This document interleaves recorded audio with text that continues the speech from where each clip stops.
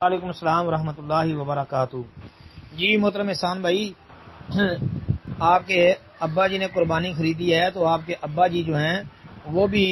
ناخن نہ کٹوائیں، آپ کی امی جان بھی ناخن نہ کٹوائیں، اور جو آپ کے ابا جی کی اولاد ہے جو ابا جی کے ساتھ رہتی ہے، ہاں اگر کوئی بیٹا شادی کروا کے وہ الگ رہتا ہے، گھر سے الگ ہو چکا ہے، اس کا کھانا پینا الگ ہے، تو یا جو بیٹیاں شادی کے بعد اپنے سسرال چلی گئی ہیں، یعنی آپ کی بہنیں، وہ ان کے علاوہ جو ابا جی کے ساتھ رہتے ہیں نا،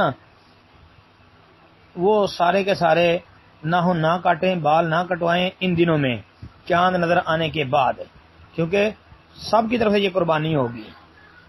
گھر کا سربراہ جو ہے وہ جب ایک بکرا یا چھترا قربانی کرتا ہے تو اس کی پوری فیملی کی طرف سے یہ قربانی کفایت کر جاتی ہے، وہ فیملی کے 2 لوگ ہوں، 4 لوگ ہوں، 10 لوگ ہوں، جتنے بھی ہوں۔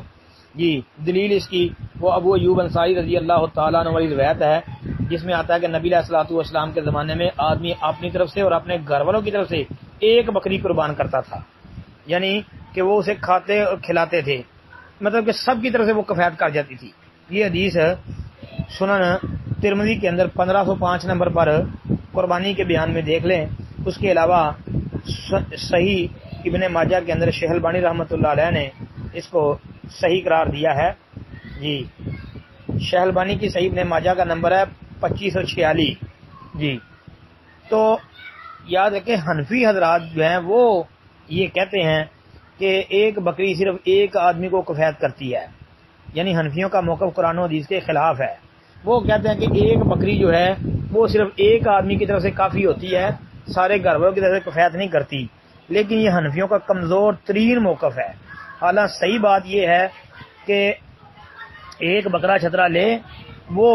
پورے گھر والوں کی طرف سے کافی ہو جائے گا، جیسا کہ امام مالک وغیرہ کا بھی یہی نظریہ، یہی موقف ہے، اور موطا وغیرہ کے اندر دیکھ لیں قربانی کے بیان میں۔ پھر اس کے بعد علامہ شوکانی رحمۃ اللہ علیہ نے بھی یہی نظریہ، یہی موقف اختیار کیا ہے، اور یہی قرآن و حدیث کے مطابق ہے۔ بلکہ حنفیوں کے ایک بڑے عالم علامہ ذیلی حنفی رحمۃ اللہ علیہ نصب الرایا کے مصنف جو ہیں، انہوں نے جلد نمبر 4 صفحہ 210 نصب الرایا کے اندر یہ حضرت ابو ایوب انصاری رضی اللہ عنہ کی حدیث کے متعلق لکھا ہے کہ ابو ایوب کی حدیث نے حنفی مذہب کو مشکل میں ڈال دیا ہے، یعنی ان کو پتہ چل گیا کہ حنفی مذہب جو ہے وہ پھنس چکا ہے، ابو ایوب انصاری رضی اللہ عنہ والی حدیث کے سامنے وہ بے بس ہے۔ تو اس لیے آپ کے ابا جی نے وہ قربانی لی ہے، تو بھائی آپ کے ابا جی کے ساتھ رہنے والے جتنے بھی بچے ہیں، ان کی فیملی ہے، وہ سارے جو ہیں وہ ان دنوں میں نہ ناخن کاٹیں گے چاند نظر آنے کے بعد، نہ حجامت بنوائیں گے،